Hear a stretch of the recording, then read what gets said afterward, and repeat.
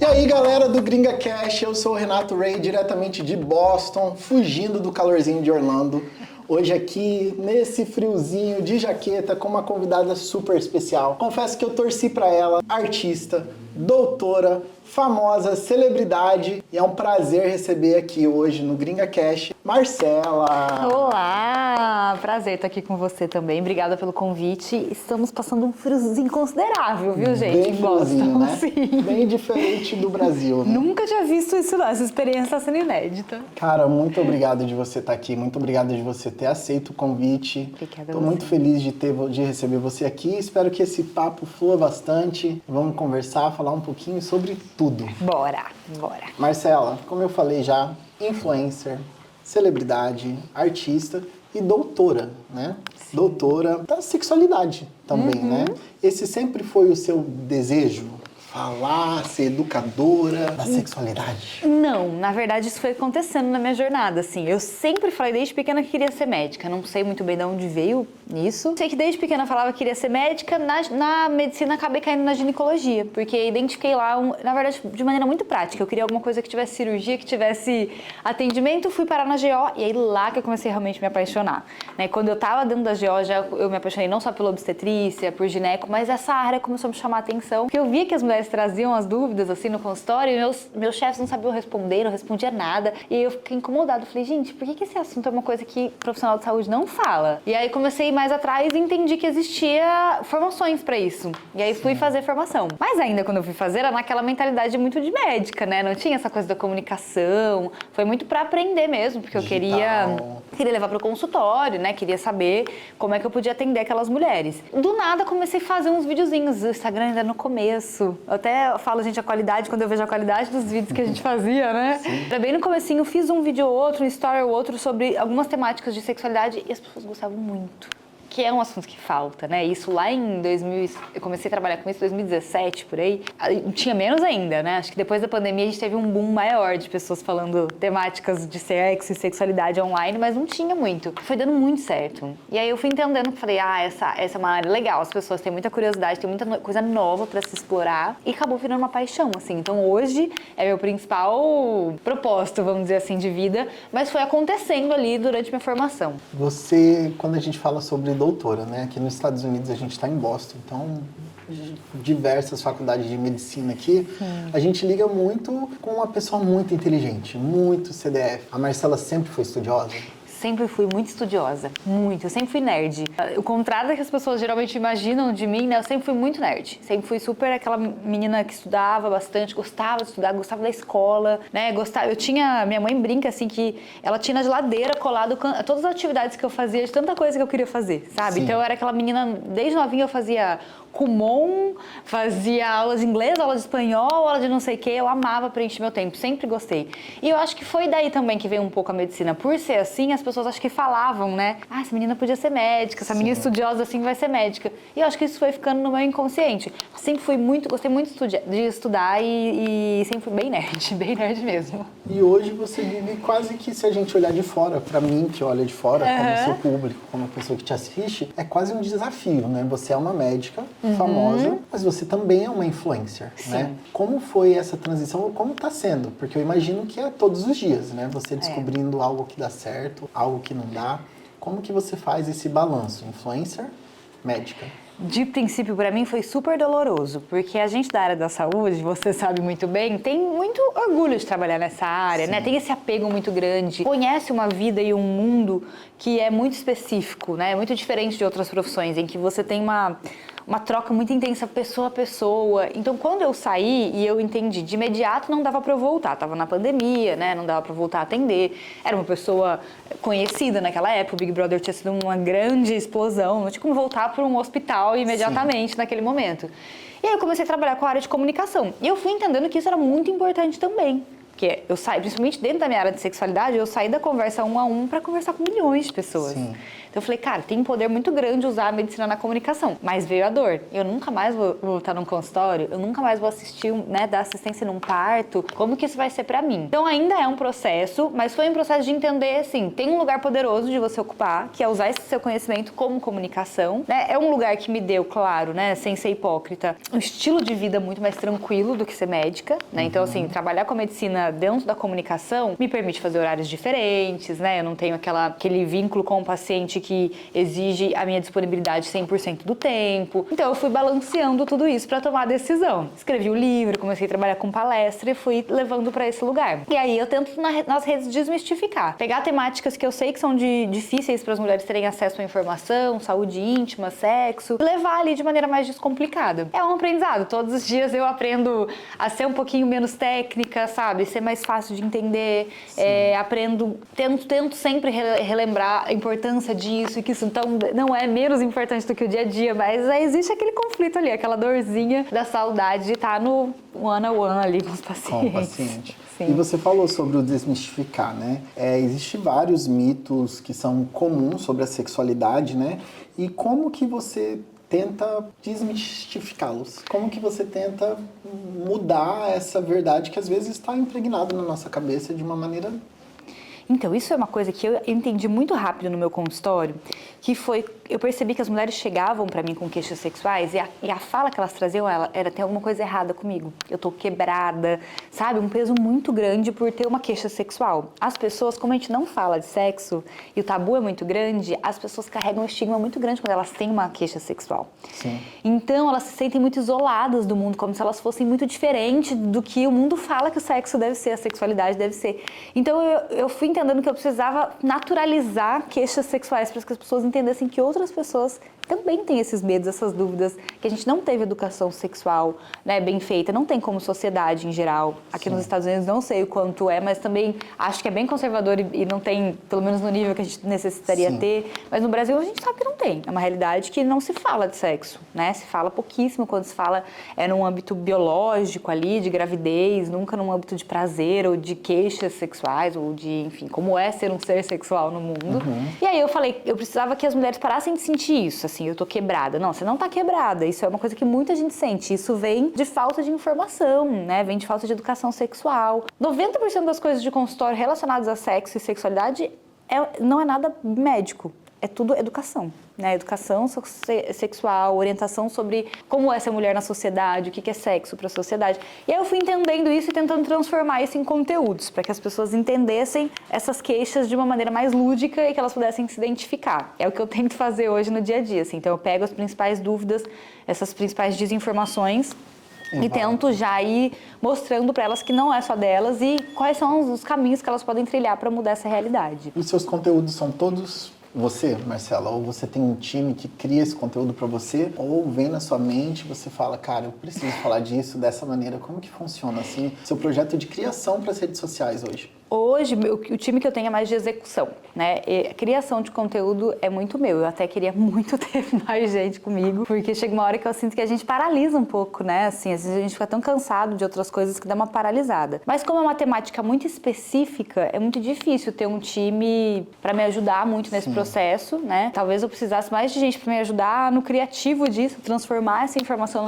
numa ideia mais criativa. Mas ainda é bem centralizado em mim, o processo criativo, assim. E aí eu tenho gente que me ajuda na execução.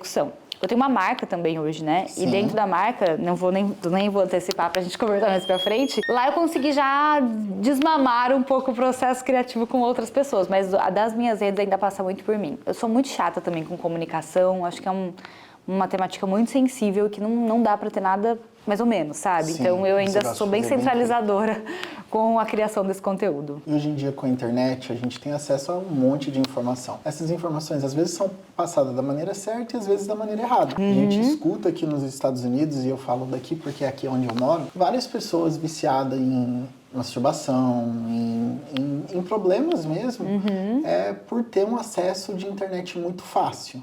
Sim. Você acha que a internet facilita as coisas para você hoje? Ou, nem vou falar para você, para suas pacientes. Você acha que essa facilidade de informação atrapalha ou te ajuda? A internet é complicada, porque ela pode ser muito pro bem, né? Então, você pode encontrar coisas muito positivas, informações que às vezes você nunca teria acesso, porque, sei lá, às vezes você é uma mulher que não iria num ginecologista falar que você tem falta de desejo, mas você escuta ali na internet e você consegue, né, captar algumas coisas. Mas também ela é uma terra meio de ninguém, né? Onde se tem muita pseudociência, se tem muitas pessoas sem nenhum tipo de formação que simplesmente falam da cabeça delas, do que elas acham sobre sexo, sexualidade em geral. Principalmente eu percebo que sexualidade é um tema que as pessoas não entendem a seriedade do que elas estão falando. Porque as pessoas entendem que é um conteúdo de domínio público, assim. Apesar de ser algo tão tabu, elas entendem que é algo de domínio público que pode ser muito dito sobre o seu ponto de vista. E beleza, você até pode falar sobre o seu ponto de vista, mas daí você tem que deixar claro que você está falando do seu ponto de vista, e não que isso é um conteúdo informativo do ponto de vista de saúde, né? Então eu acho que a internet é complicada, porque ela dá um acesso muito grande a todo tipo de coisa negativa, mas também tem esse outro lado. O que infelizmente acontece é que as coisas mais tendenciosas tendem a viralizar muito mais, né? Elas têm um poder de alcance muito mais. Sim. A gente estava falando no começo, né, sobre não ser um podcast de foco em polêmicas, e é muito difícil criar conteúdo ético nas redes sociais, porque a gente sabe que se a gente criar uma coisa de gatilho mental polêmico, vai pegar mais gente do que se você ter responsabilidade ética. É um pouco da minha luta hoje, assim, sabe? Eu faço um conteúdo muito mais ético, eu sei que ele me impede de crescer, porque se eu falasse algumas coisas muito mais mainstream, assim, ia funcionar mais, se eu falasse polêmicas ia funcionar muito mais, mas não é, a minha responsabilidade ética é do outro lado. Então eu tento criar esse contraponto ali, não só eu, como vários outros criadores, né, de conteúdo, mas o contraponto do lado da ciência, da saúde, de quem não tá falando achismos, né, de quem tá informando as pessoas. Acho que o uso da internet, ele ainda precisa ser regulamentado muito mais, a gente vive numa era que, enfim, vai demorar pra gente ter clareza de como é que se regulamenta tudo isso. Então as pessoas precisam entender que elas precisam fazer um uso mais consciente. O que eu tô buscando dentro das redes sociais e onde eu tô buscando essas informações é muito importante. E a gente precisa entender que a temática sexualidade, ela precisa sair das redes sociais também e ir para lugares como escolas, né? Não tem jeito, instituições, porque eu preciso criar um contraponto de educação para as coisas erradas que tem online. A gente nem, né, não vou me estender muito até porque é um assunto super delicado, mas, por exemplo, pornografia tá aí para acesso de todo mundo. Sim. E o problema da pornografia é que ela tem um poder de deseducação muito grande, sexual. E se a gente não tem um contraponto de outro lado, que é alguém dizer, não, olha só, é assim, não é bem isso, a gente tem um mau uso dela, e um uso que vai levar a vício, que vai levar a um monte de coisas negativas, né? Então a gente também saber que a gente precisa ir além das redes em lugares que não tem como fugir dessa informação, por exemplo, a escola. Essa temática de sexualidade, você foi lá e abriu o seu próprio negócio, a sua própria marca. Sim. E você tem os sex toys, né? Sim. Com a sua marca. Como que foi isso, Marcela? Trabalhando com sexualidade, né, eu falava que meu trabalho era muito sobre ferramentar mulheres para que elas alcançassem mais prazer, mais liberdade, e eu sentia muita falta de coisas físicas, assim, né? Então eu tinha muitas ferramentas online, muitas informações, mas o que elas poderiam na vida delas aplicar ali, né, de maneira prática que funcionasse. Então esse foi um lugar que sempre ficou ali na minha mente. Aí primeiro veio o livro, e aí o livro eu senti muito legal as pessoas terem uma coisa física, senti que as pessoas gostavam muito dessa coisa, né, de ter algo pra si. E aí, quando eu saí também do reality, eu comecei a trabalhar muito pra marcas de sexual care. E aí, eles me recontratavam várias vezes. Eu falei, uai, eu tô dando dinheiro aqui, né? Tá funcionando pra eles. Eu acho que eu vou fazer uma coisa pra mim. E aí eu comecei a desenvolver uma marca também que suprisse um pouco do que eu sentia falta no mercado. Como uma mulher bissexual, que trabalha com sexualidade, que tem uma visão diferente, eu sentia falta de uma marca que não tivesse aquela coisa do proibido, ou aquela coisa do, sempre pra agradar o seu marido e nunca pra... Como é que seu corpo, seja ele qual for, sente prazer, né? Como que você desfruta disso? Que ferramentas você usa pra isso? Né? Como que você traz mais novidade pra sua vida, pro seu relacionamento, pro que for? E aí comecei a desenhar a Magics, que é hoje a minha marca, com essa visão. Então hoje a gente é uma marca com um foco muito maior em público feminino, mas que também tem uma abertura muito grande para diversidades, assim. E a nossa ideia é que as coisas sejam bem assim, abertas, bem fã. A marca tem uma comunicação visual toda muito divertida para que não tenha essa coisa de, errado, eu preciso disso de uma maneira muito secreta. Não, sabe? É uma ferramenta que você encontra para te agregar na sua vida sexual, para te agregar no teu prazer, para você se conhecer mais. E tem sido uma jornada divertida, assim. A marca me ensinou ensinou muitas coisas na vida, assim, empreender é babado, né? Me ensinou muitas coisas e a gente tá aprimorando cada vez mais. Eu acho que rompeu com um lugar muito legal das pessoas. Muita gente fala comigo abertamente hoje sobre toys, né? E as pessoas vêm e falam disso de maneira natural. Eu já atendi na nossa loja física a avó que foi levar a neta, que formou, e o presente da neta era um vibrador de formatura. Sim. Sabe? Então, umas coisas que eu acho muito legais de estar rompendo essa barreira e as pessoas tratando isso de maneira mais normal, assim, sabe? E hoje você consegue falar isso com uma naturalidade muito grande, né? Você vive disso, né? Esse é quem você é. Você é uma médica e, né? Sim. Mas você chegou a sofrer preconceito por falar tão abertamente?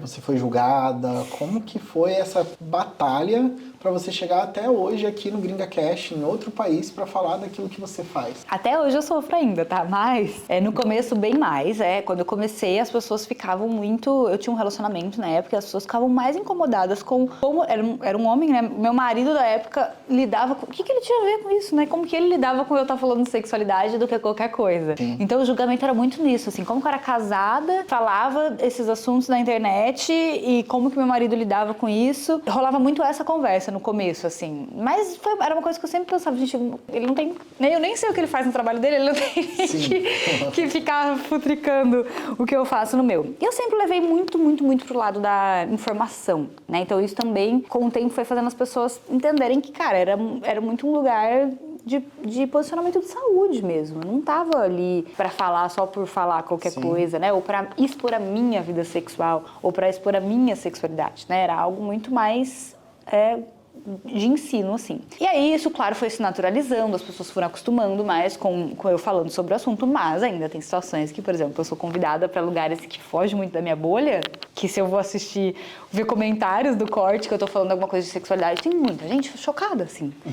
E eu não tenho uma comunicação agressiva, né? Minha comunicação de sexualidade, ela é super light, assim, eu uso termos bem tranquilos, eu escolhi uma comunicação mais assim também, e mesmo assim, as pessoas, tipo assim, eu participei de um podcast um tempo atrás, que era uma pessoa de um público um pouco mais conservador, assim. Nossa, os comentários, assim, eu me senti em 1834, sabe? E as pessoas chocadas porque eu tava falando, sei lá, de desejo e como as pessoas precisavam conhecer o próprio corpo.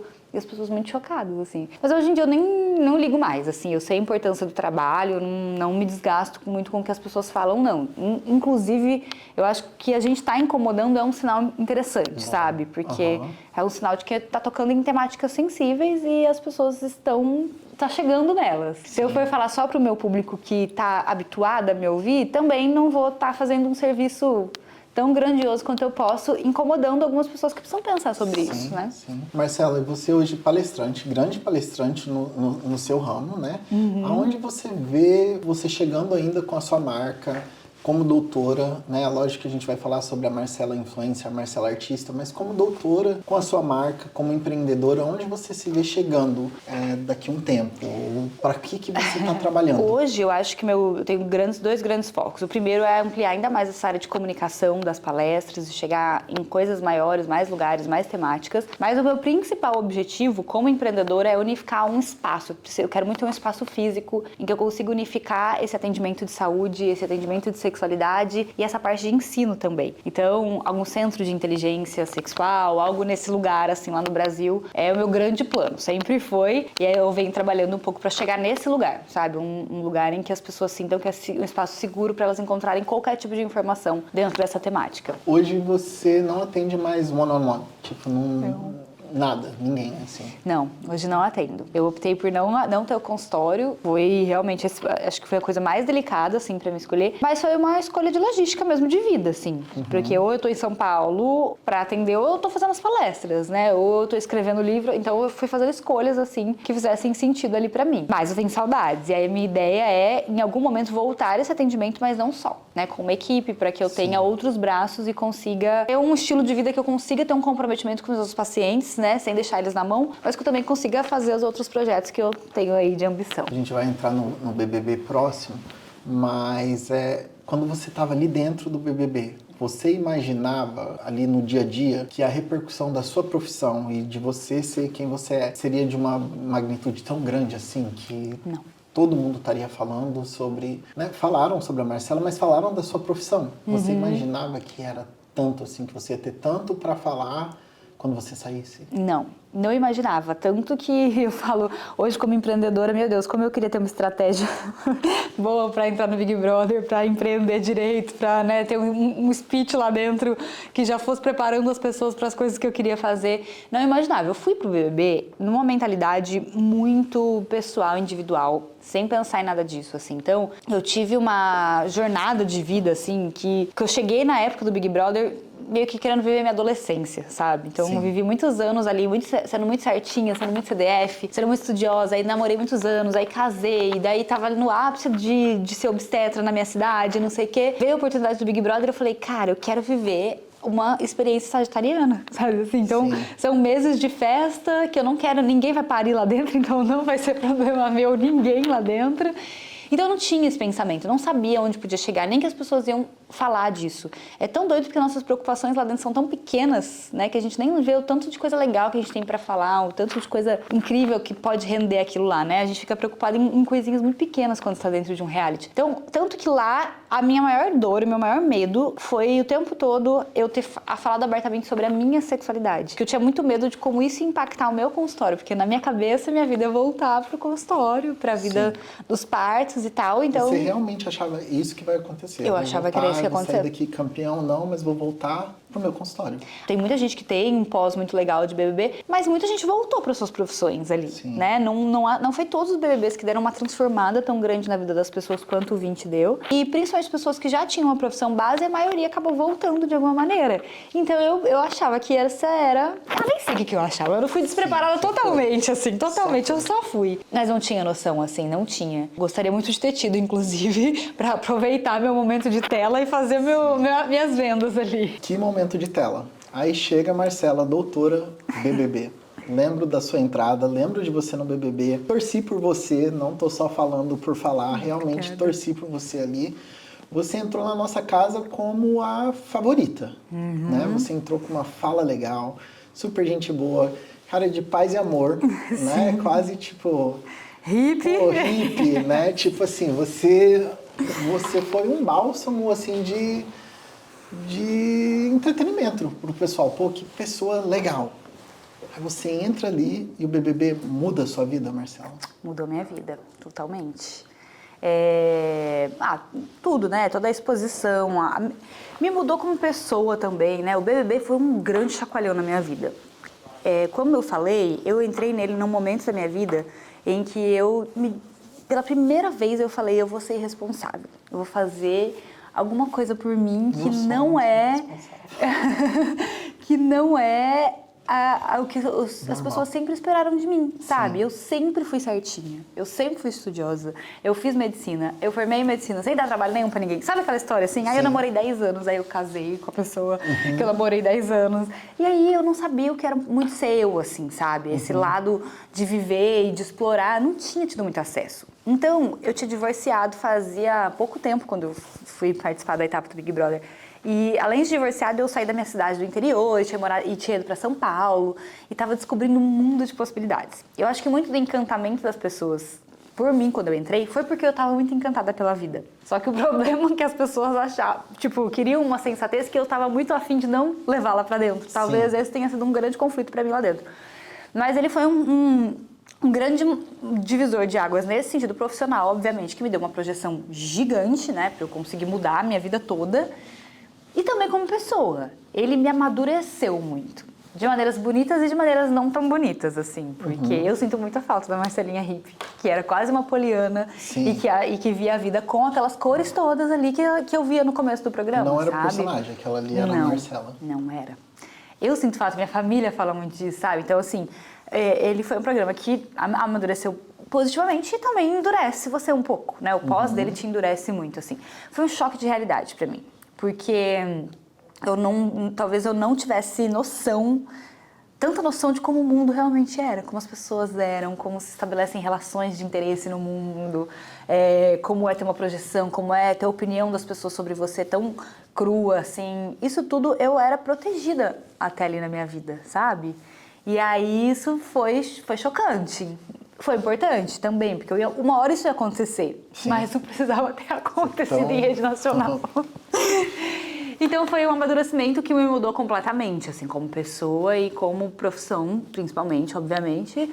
Mas é isso, acho que não existe mais a Marcela pré-BBB. E muitas vezes eu sonho, assim, um pouco com ela, sabe? Tipo, resgatar um pouco daquela ingenuidade, daquela coisa de quase uma menina que pela primeira vez vai ver a vida de maneira independente e que pode fazer o que quiser, sabe? Então isso tudo me faz um pouquinho de saudade, me dá um pouquinho de saudade. Você passou pelo processo seletivo do BBB? Participei normal. Você se inscreveu de verdade, não foi olheiro, você eu vou pro BBB. Eu já tinha me inscrito no BBB, né? E eu tinha passado pelo processo seletivo todo, fiz todas as etapas, isso na época do BBB da Adriana e do Rodrigão, 2010, por aí, acho, né? Fiz exames médicos, fiz tudo. E aí, quando chegou na beira, eu fui fazer uma viagem internacional e eles me ligaram e eu tava numa viagem. Caraca. Então, ficou sempre aquele... Eu não vi, na verdade. Eu tava numa ilha e aí eu vi várias ligações perdidas e quando eu retornei, você cai na central da Globo, né? Eles diziam, não, tem que esperar alguém te ligar de volta. Então, eu nunca soube se eu realmente fui convocada pra uma última etapa. O que aconteceu aquela vez? Isso ficou dentro de mim, imagina. Aquela coisa mal resolvida na vida, né? Falei, meu Deus, eu não acredito que eu perdi a oportunidade de ir pro programa. E aí passaram anos. Enfim, eu casei, né? Mudei minha rotina toda. Aí quando eu divorciei, a primeira coisa que eu pensei, eu falei, eu vou pro Big Brother. Eu tenho certeza que eu vou. Você já sabia? Eu tinha certeza. Mas essa certeza era por quê? Por causa do seu jeito de ser? Não era de diferente? autoconfiança. Eu só sabia que tava na minha história, sabe? Assim, não sei porquê, eu sabia que tava na minha história. Não era tipo, nossa, eu confio muito em mim. Não, porque eu nunca tive isso. Infelizmente, nunca fui essa pessoa que acha que é muito interessante. Mas eu sabia. Dentro de mim, eu sabia que estava na minha história, assim. Eu falei, eu vou me inscrever e eu vou pra esse programa. E aí eu me inscrevi normal, um videozinho bem simples, assim. Eu fui chamada e fui fazendo um processo seletivo. E na minha cadeira elétrica, o Boninho lembrou de mim. E ele ainda falou, eu falei que não era pra você casar. Não falei? Porque lá atrás eu era muito novinha. E aí eu já tava falando em casar, namorando há muitos anos. E ele realmente falou pra mim, não casa não, você é muito nova pra casar. E aí ele falou brincando comigo nessa... Eu falei que não era pra você casar e etc e tal. Quando ele falou isso, eu falei, eu acho que eu vou. Eu acho que se eles me chamaram da outra vez, é porque eles realmente... Né, acham que eu tenho alguma coisa a ver com o programa. E deu muito certo. E aí passei por todas as etapas, é muito emocionante. São os meses mais emocionantes da vida, assim. Quando você escutou, eu vou. Marcela, você vai pro BBB. Qual foi a sua reação, assim? Tava, tipo, muito animada, muito pronta. Deu tempo isso. de organizar tudo? Não. Tipo, é realmente, bora. Eles vão te cozinhando, né? Porque assim, eles vão te falando que é mais uma etapa. Então você nunca sabe qual é a última etapa. E aí a última etapa, eles fazem parecer uma coisa e na verdade não é, já é pra te buscar mesmo. Então, quando eles chegaram na minha casa, obviamente, né, que eles falam assim, você tá nas últimas etapas, se prepare. Então, deixa uma procuração no nome de alguém da sua família que você confia, organize sua vida em relação ao trabalho, porque você tá, assim, entre as principais cotadas pra participar, mas você não tem certeza. E você não pode falar pra ninguém, assim, tipo... Eles botam um apavorinho, tá? Não pode vazar, assim. Eles botam um apavorinho, eu só falei pro meu irmão, eu falei pra minha mãe só no dia que eles foram me buscar. Mas ela nem sabia que você tinha feito um vídeo? Não. Sério? Eu falei pra minha família, assim, tipo, 1 ou 2 dias, eu acho, ou no dia ou um dia antes deles irem me buscar, que aí a última etapa era uma gravação em família. Aí eu tive que falar e falei pra minha família e tal, mas eu tinha o processo todo, só quem sabia era meu irmão, que meu irmão é um túmulo maravilhoso. E aí ele era a única pessoa que acompanhava, assim, comigo. E era muito, nossa, gente, eu penso, eu fico arrepiada só de lembrar. Porque eu lembro que eu tava no plantão, assim, aí às vezes meu celular tocava, era 021, eu quase desmaiava no plantão. Aí era a galera da equipe, você passou pra próxima etapa, não sei o que, precisa vir pro Rio de Janeiro dia tal. E eu dando meus malabarismos todo pra esconder de todo mundo. Mas enfim, quando eles falaram que eu ia, eu tava mais ou menos preparada nesse sentido, né? Eu deixei uma procuração no nome do meu irmão e etc. Eu falei nos trabalhos que eu tinha como médica que eu ia em janeiro fazer um intercâmbio, porque eu tinha que sair dos meus plantões. Sim. Então eu falei, eu vou falar que eu vou fazer um intercâmbio, porque se não der certo, eu volto e falo que não deu certo o intercâmbio, pego meus plantãozinhos de volta e vou ganhar meu dinheiro de novo, né? Então eu tava assim, semi-preparada. Você não se preocupou, tipo assim, eles vão me ver lá na televisão e eu vou ser demitida? Nada, assim, tipo, não passou. Não, mas assim, eu já meio que tinha pedido demissão, né? Porque eu disse que eu não ia estar em janeiro e que meu nome precisava ficar fora da escala de plantão e etc. Sim. Então eles já sabiam que eu não estaria. Mas eu tive que mentir pra todo mundo, inclusive, gente, desculpa. Eu menti pra muita gente nesse processo, muita mesmo, porque tudo era muito escondido, assim, muito escondido. E aí eles chegaram em casa e...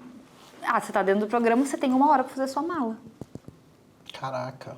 Assim, de saúde. Então não tem jeito de comprar look, de comprar roupa, é o que tem ali e você levou. Se você quiser antes comprar no risco, né? Mas eu não a única coisa que eu comprei pijama, não vou mentir não. Na última etapa eu desconfiada, assim, eu falei, eu comprei pijama e calcinha, que eu falei, pelo amor de Deus, eu preciso estar organizada em relação a essa parte lá dentro da casa. Mas, na época, eu não ganhava. Apesar de trabalhar como médica, eu tinha mudado de cidade, não ganhava dinheiros a ponto de poder fazer um guarda-roupa pro Big Brother, né? Enfim, todos meus vestidos hippie mesmo. E minha irmã falava, parece uma mala de praia. Eu falei, eu não tenho no meu guarda-roupa. Falei, vou levar todos os meus vestidos hippie, chinelo, e depois a gente vê o que dá lá dentro. Aí você chega, amada no BBB, dá de cara com um monte de gente e pessoas... famosas ali dentro também. Teve alguém que você, quando chegou lá, olhou e falou, caraca, essa pessoa tá aqui dentro? Ou não? Tipo... Cara, eu seguia muito a Rafa e a Bia. As duas eram as que eu mais conhecia, assim. Então, quando eu vi que elas estavam lá, eu fiquei bem chocada. Acho que eu segui até mais a Rafa do que a Bia na época, assim. Sim. Foi chocante saber que tinha famosos, assim. Deu um impacto grande, assim. Você já sabia que teria gente grande, assim? Na verdade, a gente nem tinha certeza se ia ter mesmo, né? Camarote. Sim. Porque tinha essa especulação, mas não tinha confirmação nenhuma. E aí a gente não tinha essa certeza, assim. Então, quando a gente chegou e dividiu a casa e tal, a gente começou a achar que era uma teoria de verdade, né? Que realmente iam ter famosos. E aí a gente conversava através do muro e eu reconhecia a voz da Rafa já de primeira, assim, que ela tem uma voz bem peculiar, a Rafa, né? E aí, nossa, foi tudo muito novo, muita coisa. Aconteceu muita coisa ali, muita coisa ali. E Rafa, de favorita a eliminada. Como foi isso? Amigo, na hora não, eu não sabia, né? Tipo, todo por trás, assim, é um game, então na minha cabeça é um game, você pode ganhar ou perder. Eu não tinha essa coisa tão... Eu não sou muito competitiva, não vou mentir, sabe? Então eu não tinha essa coisa de, nossa... E eu, tão ingênua, que sei lá, boba, eu era muito boba. Assim, no sentido de não pensar, não tava pensando no prêmio, na visibilidade que ganhar te dá. Você achava eu sou a favorita lá fora? Nunca, nenhuma hora você pensou, cara, minuto. O Léo e o Ray tá lá nos Estados Unidos me assistindo. Nunca. E eles torcem por mim. Pelo contrário, tipo assim, quando eu vi as famosas, pensei, não tem a menor chance de eu ganhar isso aqui. Sim, vou competir tipo com o Boca Rosa. Não vou competir com a Boca Rosa. Ela tem 8 milhões de seguidores, a mulher é uma obra de arte. Um fenômeno. Um fenômeno. Eu falei, não vou ganhar. O que eu vou fazer? Eu vou viver os 3 meses pagos pela Globo, que é o máximo que eu conseguir. Eu vou festar, eu vou me divertir, eu vou cumprir meu propósito, que é participar de uma aventura na minha vida sem responsabilidade. Sim. Então eu nunca tive nem noção. Quando aconteceu o rolê com os meninos, eu pensei, nossa senhora, o povo vai me odiar muito. O que eu fui comprar uma militância num reality show? Pra que eu fui fazer isso? Beleza, tá. Quando o Daniel entrou, ele e a Ivy, aí eles falaram, as pessoas falaram pra acreditar em você. Neste momento, eu tive uma mudança de percepção de como eu estava sendo vista. Porque até o momento eu pensava que eu era inexistente, eu juro por Deus. Eu pensava que ninguém nem sabia que eu existia no Big Brother. Dentro de todas aquelas musas, eu falava, gente, eu vou viver isso aqui e tá tudo bem. E foi um BBB de musas mesmo, né? Tipo assim, foi. Todo mundo ali foi destaque, né? Sim. Eu acho que se fossem outras edições, todos vocês tinham condições de ter ganhado. Sim. Né? Tipo assim... não, foi um elenco, foi incrível mesmo. Tudo. Eu falo que o Boninho, assim, se ele tivesse roteirizado, ele não tinha roteirizado tão bem, porque teve muito antagonista, teve antagonista carismático, teve antagonista péssimo, teve milhões de protagonistas de maneiras diferentes, né? Então teve muita coisa, muita diversidade. Mas eu não achava em momento nenhum, achei que ninguém me enxergava. Quando o Daniel falou aquilo, eu falei, legal, as pessoas gostam de mim. Sim. Mas eu não tive essa coisa de, meu Deus, eu sou a favorita. Não tive. E aí, quando começou a sair a minha galera, eu fui percebendo que já não estava mais tão legal. E o Thiago também falava muito. E eu entendia o que o Thiago falava, né? Porque ele falava muito assim, pra gente nos paredões, nas coisas. Não lembro exatamente as falas, mas era algo assim, tipo, o enredo que funcionou no começo já não funciona mais. Sim. Meio que isso, sabe? Isso aqui eu ia fazer naquela altura do campeonato. Eu já tinha arrumado briga com todos os homens. Eu ia mudar, que não tinha mais o que eu fazer. Você já gostava de alguém, já tinha seu grupo. Eu falei, né? Eu não tinha estratégia, eu não tinha pensamento, eu não sou competitiva. É um erro grande pra ir pra um reality. Tem que ir diferente, assim. Se você quer ganhar, você tem que ir muito diferente. Eu fui viver. Sim. E aí, então, quando eu saí, eu não fiquei tão chocada, eu já sabia que eu ia sair, eu já meio que sentia. Eu tava muito cansada também, no final do programa você fica muito cansado, porque prova de resistência, enfim, muita coisa. E aí, só que daí a hora que eu saí e que eu fui entender o que era lidar com a internet, e principalmente com essa fala, você era a favorita. E aí, Alguma hora você falou, caramba, eu era a favorita, eu tinha que ter ganhado, ou não? Aí minha cabeça virou um caos, né? Aí eu fiquei tentando analisar o que é que eu deveria ter feito. O que eu devia ter feito, porque o que eu podia ter mudado lá dentro da minha história que não ia transformar essa narrativa da favorita e cancelada e eliminada e não sei o quê. Isso foi um conflito grande pra mim. Logo que eu saí, o Boninho falou, eu vou te falar uma frase pra sua vida, não tem nada de grave na sua história, mas prego que se destaca toma muita martelada. E se você não se reinventar, essas marteladas vão te derrubando até o final, porque é um jogo. E ele foi bem querido, bem acolhedor, assim. E aí, depois que eu saí, eu fui pra terapia. Trabalhar isso tudo, essa angústia, né? E se eu não tivesse beijado o Daniel?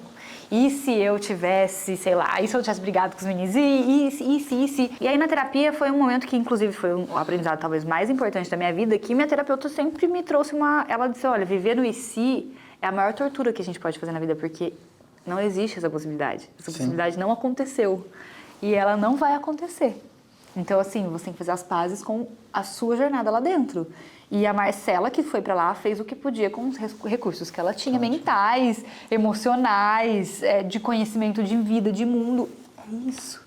Sim. Tire de lá o que você tiver pra tirar de bom, assim, não viva no e se. E aí eu falei, caralho, ela tem muita razão.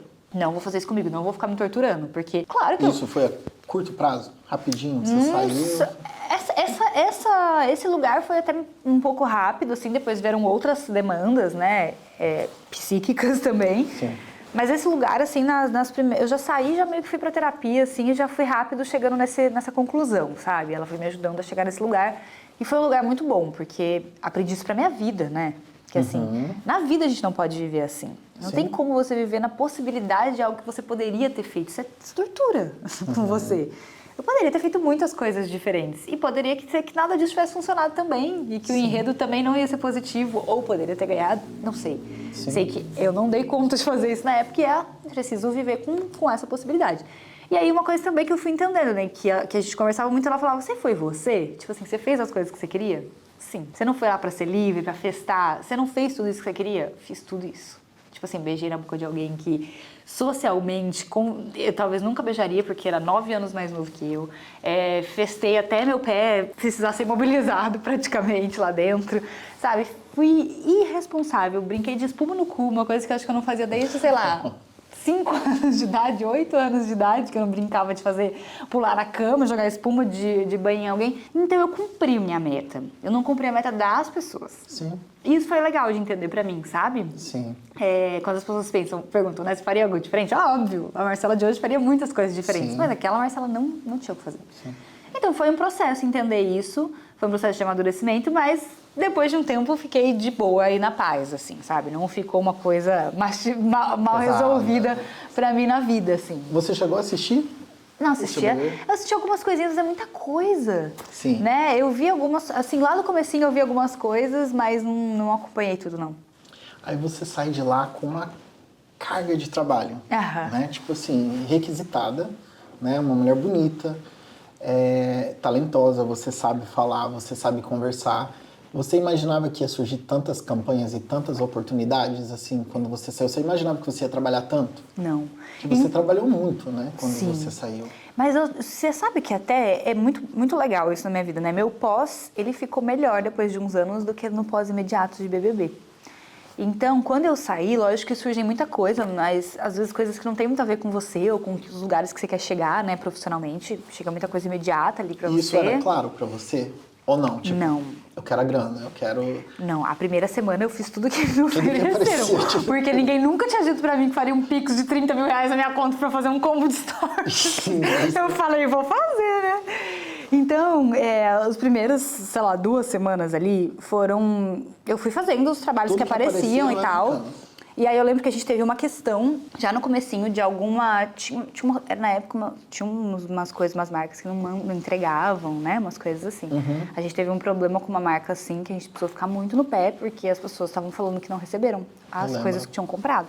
E aí, desse dia, também mudou um pouco minha visão sobre isso tudo, sabe? E aí eu comecei a pensar, cara, não dá. Eu vou ter que falar uns nãos aqui, senão eu nunca vou chegar em um lugar, tipo, de respeito, sério, né? Então, eu comecei a selecionar e falar mais não do que sim. Foi doloroso. Sim, foi bem doloroso. Mas até foi legal. Tinha uma pessoa na minha vida, a Giovana, que ela é uma amiga minha que sempre trabalhou muito com marcas e gestão de marcas e de crises de marcas. E ela sempre me falava muito isso. Má, não esteja em todo lugar nem faça tudo. Calma, sabe? Assim, a sua vida não vai acabar. Assim, porque as pessoas ficam naquela, não, ano que vem já tem outro Big Brother, ninguém mais lembra de você. E nananã, e ela falava, não, isso não é uma realidade, porque você tem muita coisa pra vender, você tem muito conteúdo, você tem coisas pra oferecer pro mundo, então, assim, não se preocupa com isso. E aí ela foi me educando, me ajudando a entender esse lugar, e aí eu comecei a entender quem que eu queria ser como produtora de conteúdo também, porque você sai aí, o povo quer que você viva o Big Brother com eles de novo. Sim. Que você filme 24 horas do seu dia, e que você mostre tudo. E aí eu não conseguia, assim, eu não me fazia feliz. Não era um tipo de conteúdo que eu gostava muito de fazer. E aí vieram as agências atrás, e aí a exigência de contratação era que eu não falasse de sexo e sexualidade. Caraca. Porque eles tinham medo de que as marcas iam se afastar de mim. Então foi um período super confuso. E aí nesse período todo eu falei pra minha irmã, falei, olha, minha irmã que sempre me ajudou, sempre administrou essa parte comercial pra mim, falei, ó, eu prefiro voltar a ser médica, fazer meus cursos. Graças a Deus meu curso tinha vendido bem, então também tinha entendido ali, né, um nicho que tava... Eu fiz um curso antes de ir pro Big Brother. Sim.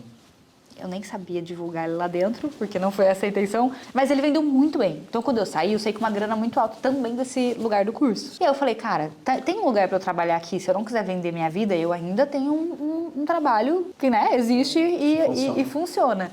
Então, eu fui, sabe, ajustando, aparando essas arestas. Quem é a Marcela como produtora de conteúdo? O que eu quero comunicar? Então, eu não quero estar numa agência que me veste de falar a coisa que eu mais gosto de falar e que eu sei que é meu diferencial em relação a outras pessoas, porque... Poxa, assim, eu estudei pra isso, estudei 10, 11 anos, né, pra falar de sexualidade. Então, como que eu não vou falar mais? Foi uma CDF. Fui uma CDF a vida inteira. Sim. Dediquei minha vida, eu só sei isso. E aí eu fui chegando nesse lugar. Então, foi ficando melhor com o tempo, porque daí eu fui fazendo conteúdo mais nichado, as marcas foram entendendo que eu não falava de sexo e sexualidade num lugar que eles imaginavam, e sim num lugar educativo. E aí foi tudo se alinhando, assim. Mas eu nunca imaginava, nossa, que ia ser tão incrível. Foi ficando cada vez melhor. Aí a grana começa a entrar. Entra muita grana, Marcela, no pós. Tipo, na sua realidade, no que era a sua realidade. Aquilo ali pra você era, caraca, eu tô rica, tô ganhando muito dinheiro. Pra mim foi uma diferença muito grande, né? Sim. Muito grande, porque, como eu falei, eu sei que tem médico que ganha muito dinheiro, mas assim, no contexto que eu estava de vida, eu não estava ganhando muito dinheiro. Eu ganhava ali, claro, melhor do que 90% da população. Sim. Mas não era, né? Era tipo aquela coisa de ganhava por meus plantões, dependia do quanto de hora eu aguentava ficar lá, e tal. Aí como começou a entrar, pra mim, foi chocante, assim. Foi tipo, meu Deus, eu tô ganhando dinheiro, eu tenho dinheiro. Então foi um lugar interessante, assim, também. E também tive que aprender a lidar com isso, né? Com não deslumbrar com isso, com saber o que eu queria fazer com isso, com esse dinheiro, aprender a investir, aprender a ter segurança. Né? Então, na matemática, 1 mais 1 igual a 2, o BBB deu certo. Muito. Valeu a muito pena. Certo. Eu sou apaixonada pela minha experiência no Big Brother. Hoje em dia, eu não me arrependo nem um segundo da escolha de ter ido pra lá, sabe? Sim. Assim, nem um segundo. Pra mim, o saldo é muito positivo, muito positivo. O que as pessoas precisam saber que querem ir pro BBB é só que o seu pós exige atenção com saúde mental. Porque ninguém tá preparado pra o que é a internet te julgando tanto. Assim, acho que ninguém, só se você já for da internet e for pra um reality. Sim. E esse é um lugar muito delicado. E mesmo assim, eu acho que ainda não sabe, né? Tipo, porque é diferente, né? Você não... Mas, por exemplo, quando eu saí, a Boca Rosa me chamou e falou, deixa eu te falar, não vai desanimar, não. É assim mesmo. Ela já sabia que era assim, que não era desesperador. Porque quando eu saí, eu pensei, minha vida acabou. Tem gente que me odeia e fala isso na minha cara. Eu nunca quis falar na minha cara que me odiava, entendeu? E hoje você lida com isso de boa? Quando você lê a Marcela, quando lê lá, feia, chata, gorda... Amigo, sim. Hoje eu não leio também muita Não coisa, lê. assim. O negativo, não. Hoje diminuiu muito também, né? Óbvio que vai peneirando, né, o pós-reality. Então sai aquela galera que tá ali, tipo, te ofendendo por conta do jogo e vai ficando quem se interessa pela sua vida, se identifica com você. Então hoje o hate é muito menor. Sim. E acontece mais quando, sei lá, vai parar em site de fofoca, alguma coisa assim. Mas aí eu não vou lá muito ler o que estão falando. Sim. Você gosta, Marcela? Quando você acorda assim, eu tô viralizada. Meu nome, você gosta? Isso te... Não. É muito ruim isso, né? Porque é um eterno... É um medo, eu acho, que as pessoas têm na internet. E a gente quer viralizar porque isso traz visibilidade, né? Traz seguidores, traz tudo que é importante pro meio. Mas, ao mesmo tempo, é um medo muito grande. Porque toda vez que você rompe sua bolha, aí você vai lidar de novo com a opinião pública, que não é a opinião das pessoas que já te conhecem, já gostam de você. Então, isso ficou um pouquinho de resquício pra mim do Big Brother, que é esse medinho, sabe? Eu não gosto quando eu tô num site de fofoca, eu não vou lá ver. Esses dias eu saí, não sei porquê, alguma coisa com a Gisele. Eu nem tinha nada a ver, nem fui eu que fui pro outro reality, viralizou alguma coisa que eu falei da Gi. E aí meu irmão falou, não, pode ir lá ler, as pessoas estão falando coisas boas. Eu falei, mas nunca, não vou mesmo. Eu virei meio de Lulu, escolhi ignorar. Falei, se as pessoas quiserem me ofender, elas vão ter que vir aqui na minha casa falar pra mim, porque eu não vou ficar caçando ofensa na internet, não. Você falou aí um pouquinho da Gisele, e não tem jeito de não tocar no nome dela, né? Sim. Ela é o momento agora, né? Decidiu ir para outro reality, que é a minha próxima pergunta. Você iria para um reality que nem ela foi? Eu acho que eu só iria pro BBB, de novo. Mas para outro reality? Não me imagino em outro reality. Não? Não, eu tenho muito medo de reality, porque reality é complicado, você não controla todas as narrativas. Mesmo que você seja uma pessoa incrível, tem narrativas que você não tem controle. Sim. E então, assim, eu só iria pro BBB porque eu acho que não tem uma pessoa que sai do BBB que não fica aquela coisa, eu quero voltar naquela casa. Dá saudade, tem hora? Muita ciúmes da casa. Quando começa todo ano, eu falo... Agora tá passando um pouco, mas no seguinte ao meu, eu fiquei, gente, o povo na piscina, na nossa cozinha, no nosso quartinho. Dá muita saudade e vontade de voltar à experiência, assim. Com certeza não seria a mesma coisa, mas assim, dá muita vontade. Então eu iria pro BBB, mas pra outro reality não. A Gisele é uma pessoa que você manteve contato, sua amiga, né? Você comunicou na rede social, galera, é minha amiga, tá lá. Te deu esse medinho? Tipo, cara, agora eu vou assistir ela lá na fazenda. Gisele, sua louca, o que você tá fazendo? Sim, quando ela falou, eu falei, foi um misto de coisas, assim, ela tava tão feliz que eu quis ficar feliz por ela, obviamente, mas eu pensei, eu não tô acreditando que eu vou ter que ficar te defendendo em rede social, que eu vou ter que ficar assistindo aqui você... enfim, foi um mix de preocupação, assim, porque a gente sabe que pós-reality é doloroso, não importa qual seja, é muito doloroso. E aí eu fiquei nesse mix. Quando ela falou, eu fiquei preocupada. Eu falei, nossa, lá vou eu ter que arrumar briga na internet depois de 4 anos pós-reality por conta da Gi. Mas ela tava muito feliz. E a Gisele é um furacão. O povo fala, como que você deixou? Eu falo, gente, alguém segura a Gisele de fazer alguma coisa? Ela faz tudo que ela quer. Então eu fiquei feliz por ela. Ela tava muito animada, assim. Fiquei feliz. Aí a Gi sai meio que cancelada de mentirinha, né? Ela sai, mas de repente ela ganha um programa, né? Então, na minha matemática, olhando, um resultado positivo. Você acha que tem como um reality, um BBB ou talvez uma fazenda ser negativo na vida da pessoa, se a pessoa souber lidar com o pós? Cara, eu acho que assim, a não ser que você faça alguma coisa muito grave lá dentro, sabe? Que as pessoas vão julgar essa atitude, assim, como algo muito imperdoável, eu acho que, no geral, o saldo acaba sendo muito mais positivo do que negativo, assim. Te traz visibilidade, te bota em contato, networking, muitas coisas, né? Realities trazem muitas coisas legais para as pessoas. É que lidar com isso é o difícil. Por exemplo, a Gi, a gente ficou com muito medo de como ela ia sair. Muito medo, assim. Falei, cara, a Gi vai sair... destruída de ver as pessoas falando dela, né? Não sei. Mas assim, não... Claro, ela tava muito triste, mas ela foi entendendo isso. Já era o segundo reality dela. Ela foi entendendo o quanto de coisa positiva tinha também. O quanto de contato ela fez, gente, ela conheceu. Ela é uma pessoa extremamente carismática, não tem como negar. Né? Ela é aquela intensidade toda dela, ela é engraçada. Então, teve um saldo super positivo no fim das contas. E não gostar da gente, assim, muito no reality não tem como você agradar todo mundo. Até porque se você for oposição a uma pessoa, você já tá desagradando os fãs dessa pessoa. Então, assim, ela entendeu isso melhor nesse. Então, ela soube lidar bem, assim. E eu acho que entender isso é bem importante. Não dá pra achar que você vai pra um reality. Esse foi meu grande erro. Eu era uma people pleaser total. Sempre fui. Uma síndrome da boazinha do começo ao fim. Então, pra mim, foi muito difícil. Porque assim, cara, como se as pessoas... A gente não gosta de mim, o que eu fiz pra essa pessoa? Sim.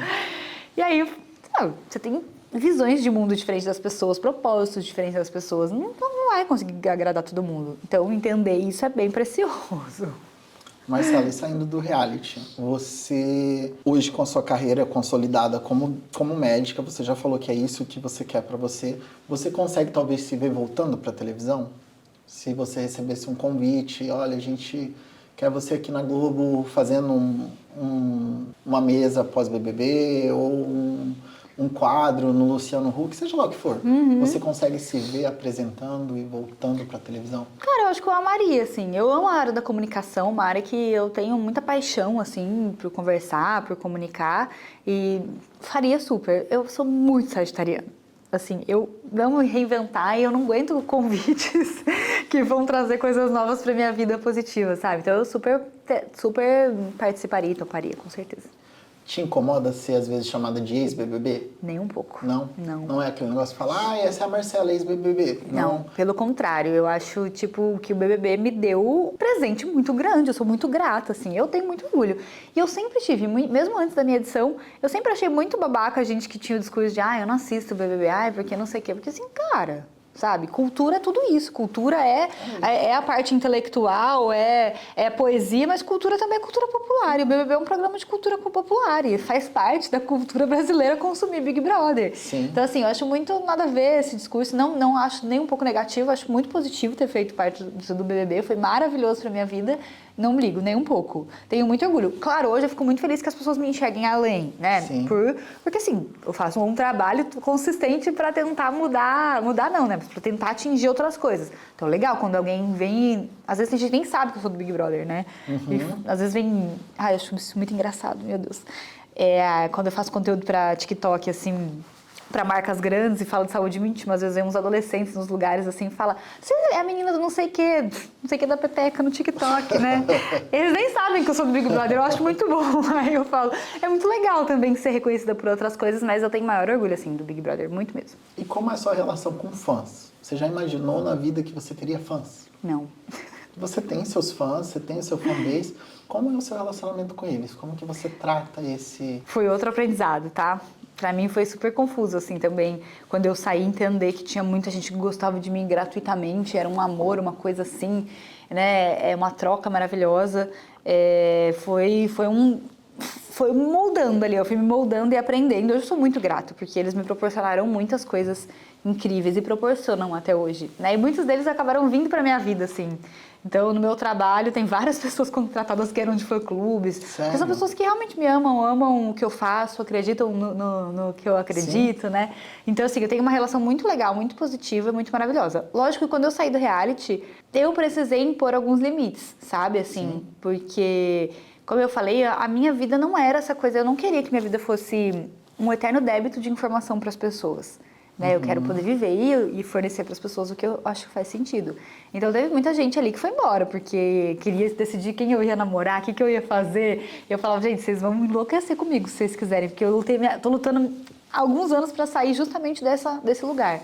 E aí quem ficou, assim, a gente tem uma relação muito maravilhosa. Quem ficou Legal. É muito bom. Hoje você pega seu telefone, eu imagino que tem vários nomes de gente famosa ali, várias pessoas que são do seu meio.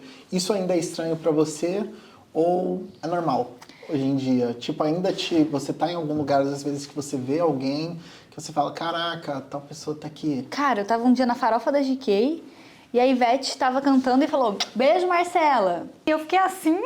Aí o povo, foi pra você, tipo assim. Aí eu, Oxi, Ivete sabe quem eu sou? Aí depois fui pro camarim, ela, lógico que eu sei, você tava até em Caraíba esses dias, não sei o que. Eu falei, Jesus, tem umas coisas que ainda me pegam, assim, que eu falo. Gente, como assim a Ivete sabe quem eu sou? Mas não acostumei muito, não. Acho que as únicas pessoas que eu sou mais acostumada são a galera do meu reality. Tipo, a Boca, que todo mundo é muito nossa, a Boca Rosa. Sim. E eu sei de toda a magnitude dela, mas ela virou uma pessoa do meu dia a dia, então eu não me choco mais tanto quando ela me manda mensagem, mas algumas pessoas que me reconhecem, eu falo, meu Deus do céu, como que essa pessoa sabe que eu existo? De todas as DM que você recebe, todas as mensagens, hoje tem uma que não te manda mais mensagem, que tá com você todo dia, faz parte da sua vida, que chama Luísa. Sim. Um fenômeno da música, né? Sim. Uma das vozes maiores e mais lindas mesmo, na minha opinião. Na minha também. Como que a Luísa chegou na vida da Marcela e quem é a Luísa hoje pra Marcela? Cara, a Lu chegou na minha vida através da Gisele, ironicamente, né? Sério? Depois de todo o shipper, a Gi cantava essa de saudade dentro do Big Brother muito. Muito. Muito. E aí, quando ela saiu, ela apresentou live da Lu e tal, elas criaram uma amizade, foram fazer uma viagem, a Gi e um outro amigo meu me chamaram pra essa viagem, e foi lá que a gente se conectou, que a gente se conheceu ali pela primeira vez. Mas ali nada rolou, alguns dias depois a gente foi... Tava as duas numa pegada muito sem vergonha, assim, vamos dizer, né? Aí a gente tava num rolê, falou, vamos beijar, beijamos. E daí do primeiro dia, acabou tudo. Meu Deus do céu, quando eu beijei ela, eu falei, o que aconteceu aqui? Vamos beijar. Quem que falou vamos beijar primeiro? Eu que dei em cima dela. Sério? Sim, eu que dei em cima da Luísa. Porque eu queria muito beijar ela aquela noite. Eu falei, eu vou beijar ela. Eu queria beijar na boca. Olhei ao meu redor, todo mundo era muito complicado. Falei, nossa, tem um povo aqui que se eu beijar vai dar muito trabalho pra mim. Falei, Luísa não. Luísa é gata e Luísa é terrível. Então vou beijar Luísa amanhã a gente vai viver a nossa vida, né?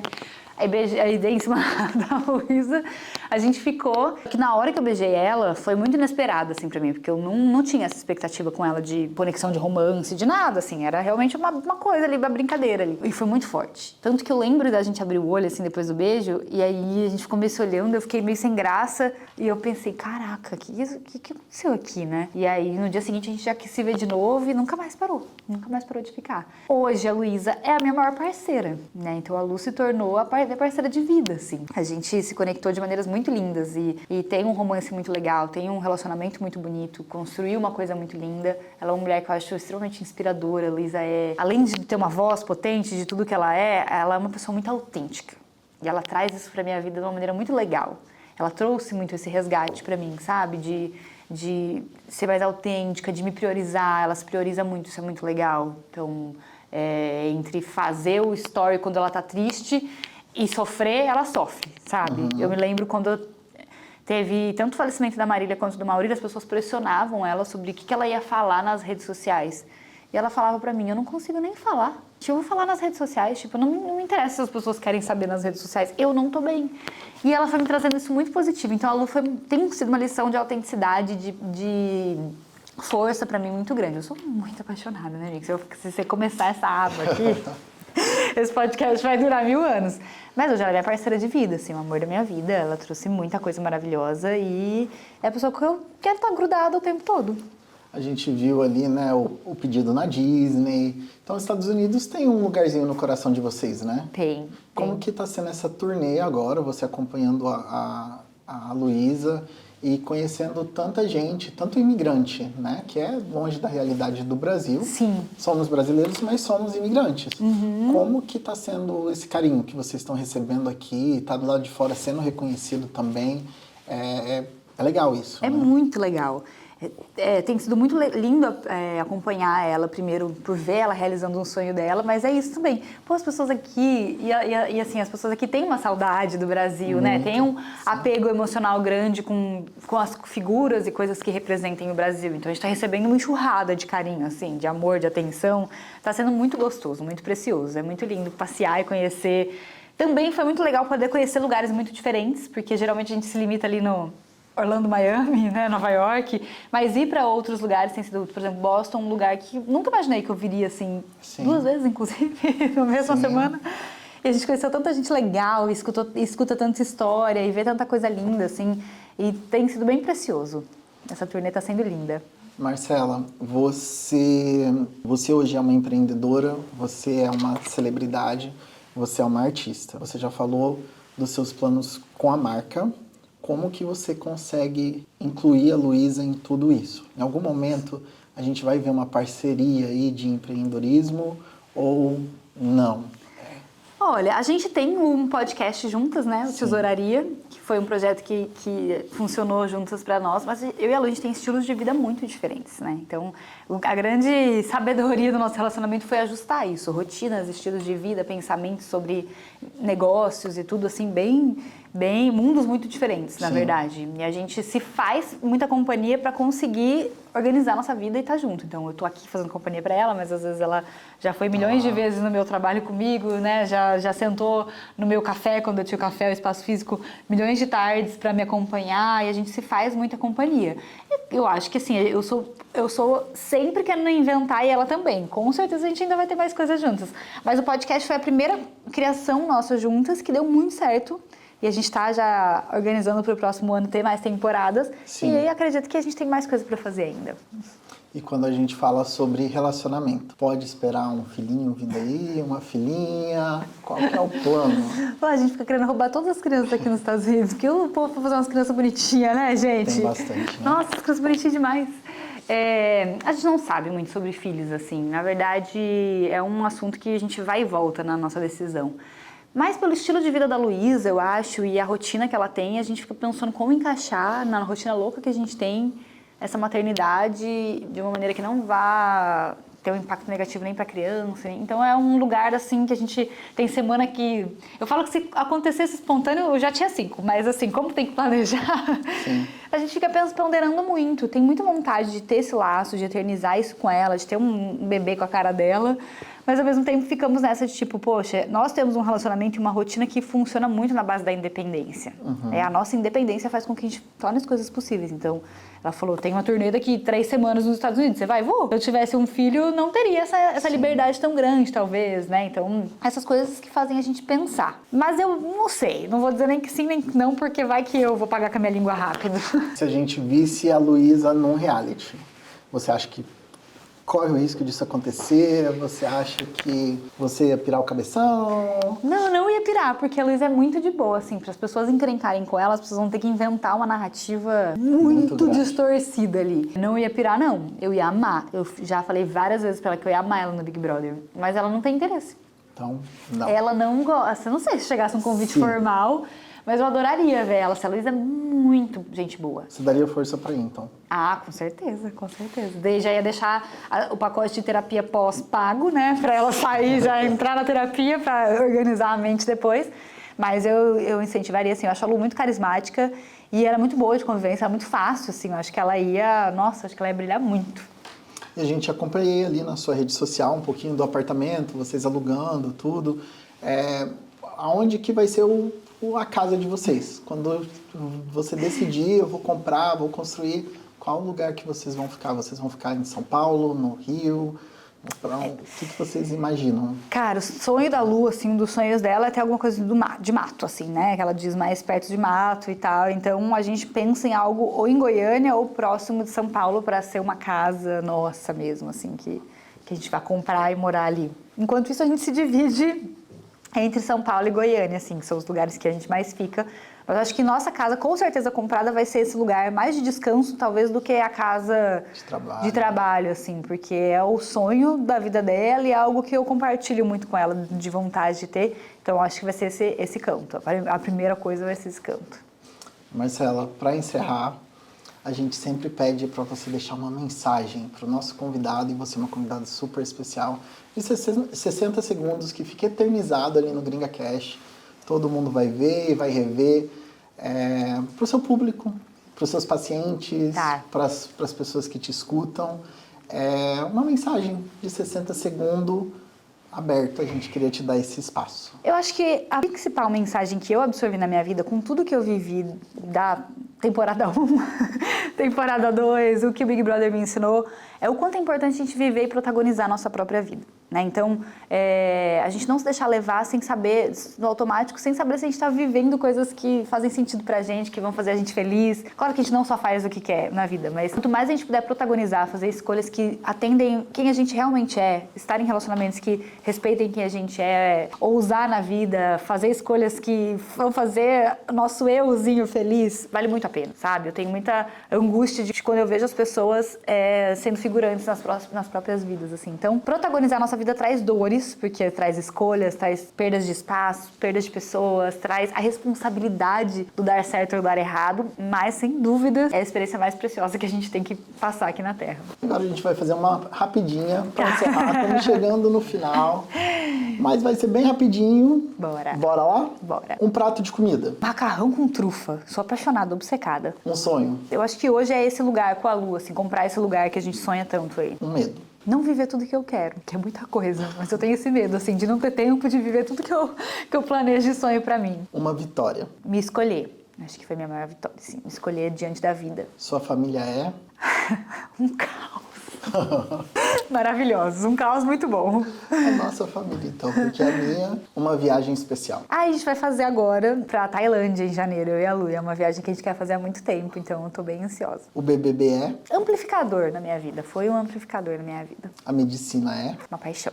Se eu pudesse voltar atrás, eu faria? Eu seria mais estratégica indo pro reality show. E pro meu futuro eu quero? Ser sempre bem sonhadora e correr atrás das minhas coisas, assim. Eu quero conseguir manter esse tesão que eu tenho pela vida, assim. Acho que isso me faz muito bem. E a Marcela é? Intensa.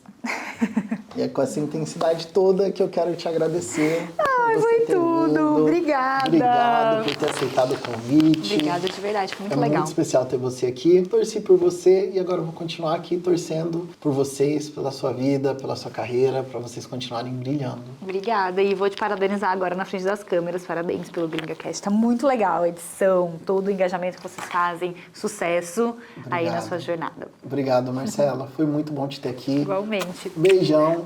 Vou com ela agora pro show da Luísa. Bora curtir, né? Vamos filmar Passar um lá friozinho e pouquinho, curtir. Passar um friozinho. Mas foi isso, galera. Cheguei no final de mais um GringaCast. Mande aí pra todo mundo, pro pessoal que conhece a Marcela, para aqueles que não conhecem. Obrigado pela sua audiência. Isso aqui é feito com muito, muito, muito carinho para todos vocês. Marcela, mais uma vez, obrigado. Beijo, obrigada. Tchau, tchau, galera.